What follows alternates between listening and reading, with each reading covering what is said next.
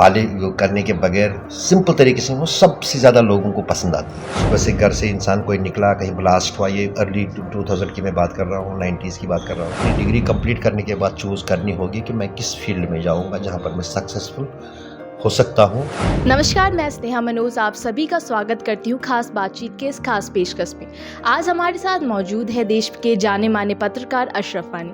अशरफ वानी सर पिछले 25 वर्षों से पत्रकारिता के क्षेत्र में गहरा अनुभव रखते हैं और साथ ही साथ इन्होंने कॉन्फ्लिक्ट रिपोर्टिंग जैसे क्षेत्र में गहरा काम किया है और देश ही नहीं बल्कि विदेशों में जैसे कि पाकिस्तान, अफगानिस्तान और आयरलैंड जैसे देशों में अपने काम का लोहा मनवाया है। तो आज हम सर से बात करेंगे और जानेंगे कि वो कैसे पत्रकारिता के स्टूडेंट को एक सही दिशा निर्देश देते हैं ताकि स्टूडेंट अपने करियर में एक्सेल करने का काम कर सके। नमस्कार सर, आपका स्वागत है। पत्रकारिता के विद्यार्थियों के मन में हमेशा ये सवाल रहता है कि पत्रकारिता के क्षेत्र में एथिक्स कितने मायने रखते हैं। एथिक्स तो बुनियाद होती है किसी भी चीज़ की, क्योंकि विदाउट एथिक्स अगर कोई चीज़ है वो ज़्यादा देर चलती नहीं है।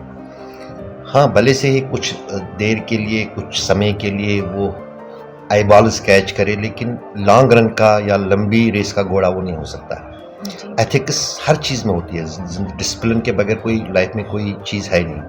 तो इसीलिए जर्नलिज्म के भी जो अपने एथिक्स है उन पर खड़ा रहना, उनके साथ समझौता ना करना ही इस प्रोफेशन के साथ भी वफादारी है और इस प्रोफेशन के साथ भी न्याय है। तो बदकिस्मती से कुछ सालों के दौरान ये जो है एथिक्स कहीं रही नहीं है, लेकिन ये दौर भी नहीं रहेगा। मैं आपको जैसे कि अभी वर्तमान के समय में ये सवाल आते हैं कि गोदी मीडिया जैसे टर्म यूज़ किए जाते, बायस्ड मीडिया जैसे टर्म यूज़ किए जाते, तो इन सब के चीज़ों में आपका क्या कहना है, आपका क्या टेक है? ये दरअसल कुछ चीज़ें हैं कि अब ये डिवाइड हो गई है। कुछ लोग जो हैं कि अगर जर्नलिस्ट को असल में अगर जर्नलिज्म जो आपको पढ़ाया भी होगा, जो आपने पढ़ा भी होगा, जर्नलिज्म में ये है कि एक जर्नलिस्ट को कहानी बतानी होती है, एक स्टोरी बतानी होती है, जो वाक़या हो, जो इंसिडेंट हो, तो वो उसको बिना किसी लेप लपाटे के अगर सिंपल तरीके से वो कहानी वो बताए, जो जर्नलिस्ट का काम है, अपनी पाले करने के बगैर सिंपल तरीके से, वो सबसे ज़्यादा लोगों को पसंद आती है। और दूसरा एथिक जो जर्नलिज्म में ये है कि आप अगर किसी चीज़ को रिपोर्ट करते हो, उसके दो पहलू होते हैं हर चीज़ में। मतलब मान लीजिए अगर कहीं मर्डर होता है, एक विक्टिम है जो मर्डर होता है, उसकी फैमिली है, दूसरा होता है मर्डर करने वाला जिसकी फैमिली है, दोनों इंसान हैं। आपको जर्नलिज्म में के पैमाने पर दोनों को बराबर मौका देना है। जिस तरह किसी अदालत में किसी जज के सामने दोनों को अपनी अपनी सफाई देने का मौका मिलता है, उस तरह जर्नलिज्म भी होना चाहता है। वन साइडेड चीज़ नहीं चलती है। वन साइडेड चीज़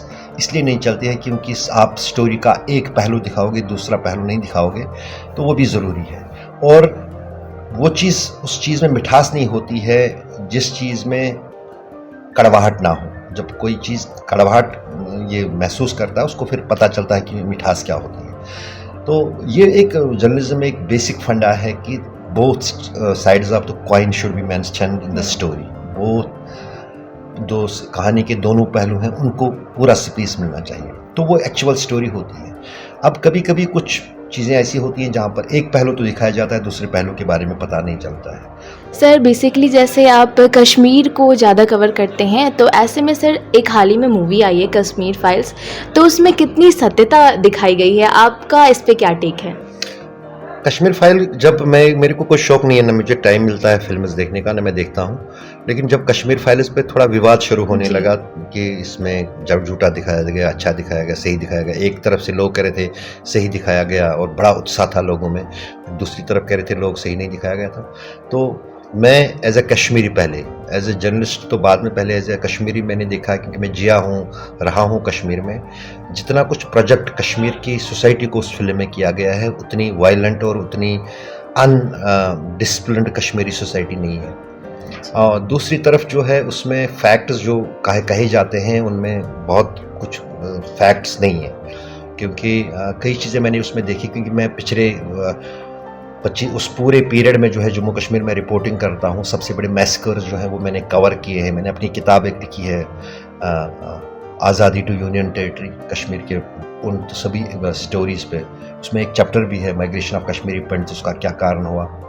तो उसमें जो उस फिल्म में है ज़्यादा वो मुझे प्रोपेगेंडा लगी एज़ कम्पेयर टू रियलिटी। ठीक है, सर मेरा दूसरा सवाल ये है, जैसे कि आपने बताया आप कॉन्फ्लिक्ट रिपोर्टिंग करते हैं, तो ऐसे में जो देश भर में आपकी छवि बनी हुई है एक ऐसे पत्रकार के रूप में जो बहुत सीरियस इशू को उठाता है और उस पर रिपोर्टिंग करता है, तो मैं सर पूछना चाहूँगी जो आपका प्रोफेशनल फील्ड है और जो आपका पर्सनल मैटर है उसको आप कैसे डील करते हैं, मतलब कितना डिफरेंट रहता है आप जब घर पे होते हैं और आप जब रिपोर्टिंग पे होते हैं? वैसे उतना कोई खास फर्क पड़ता नहीं है। अगर जिस जोन में मैं रहता हूँ कश्मीर में, वहाँ पर मेरी ही कहानी नहीं है। वहाँ शायद कोई फैमिली नहीं होगी जो अफेक्टेड नहीं हुई होगी वायलेंस से, और जिनमें वो सभी जिन्होंने जो पहलू एक आम इंसान को झेलने पड़ते हैं वो जर्नलिस्ट को भी झेलने पड़ते हैं। तो कन्फ्लिक्ट जोन में रहना ही अपने आप में एक बहुत बड़ी चुनौती होती है, फिर चाहे वो हमारी बहनें, बेटियाँ, माँ, औरतें, पुरुष जो भी हो, सब कहीं ना कहीं उससे सफ़र और फेस हो जाते हैं। तो ये एक दुविधा होती है, क्योंकि कभी जब मैं अपने दोस्तों से बात करता हूँ कहता हूँ कि जब हम थोड़ा सा अवेयर हो गए थे सोसाइटी में काम करने के लिए, हमें वो ज़िंदगी मिली जहाँ पर हमें पता नहीं सुबह घर से निकले शाम को वापस लौटे। ये मेरी कहानी नहीं है। मेरे सामने इतने सारे इंसिडेंट्स हुए कि जहाँ पर सुबह से घर से इंसान कोई निकला, कहीं ब्लास्ट हुआ, ये अर्ली 2000 की मैं बात कर रहा हूँ, 90s की बात कर रहा हूँ, फिर वापस नहीं लौटा। कहीं पर चल रहा था गाड़ी में, अचानक फायरिंग हो गई तो किसी को गोली लग गई, उसकी जान चली गई। तो सर मैं आपसे आखिरी सवाल करना चाहूँगी, जैसे कि जो हमारे पत्रकारिता के स्टूडेंट्स हैं वो अपने क्षेत्र में बेहतर करने के लिए क्या कुछ कर सके, आपके तरफ से क्या संदेश है? मेरे लिए उनका संदेश है, क्योंकि वो जितने भी बच्चे हैं, बहुत सारे बच्चों में भी देश भर में शौक है कि वो जर्नलिस्ट बने, क्योंकि वो जब ग्लैमर देखते हैं जर्नलिस्ट का रोज़ टीवी पे, सोशल मीडिया पे, बाकी प्लेटफार्म्स पे, तो कोई मुश्किल नहीं है। जब विल हो तो कोई भी काम पॉसिबल है।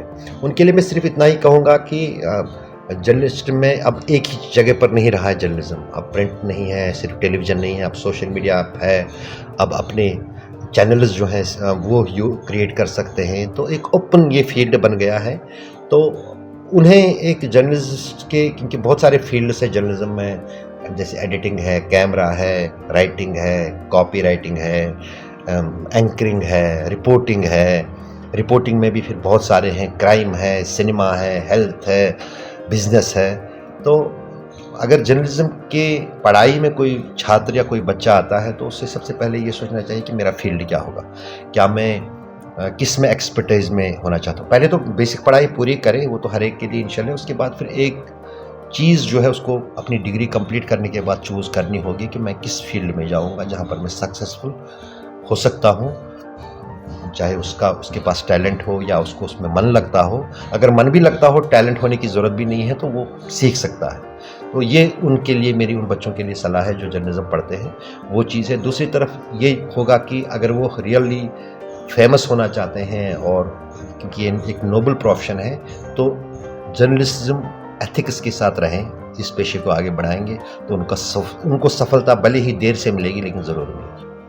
बहुत बहुत धन्यवाद सर हमसे बात करने के लिए, और हमारी ये बातचीत हमारे पत्रकार साथियों के लिए बहुत अच्छी साबित होगी, बहुत सार्थक साबित होगी। बहुत बहुत धन्यवाद आपका। Thank you.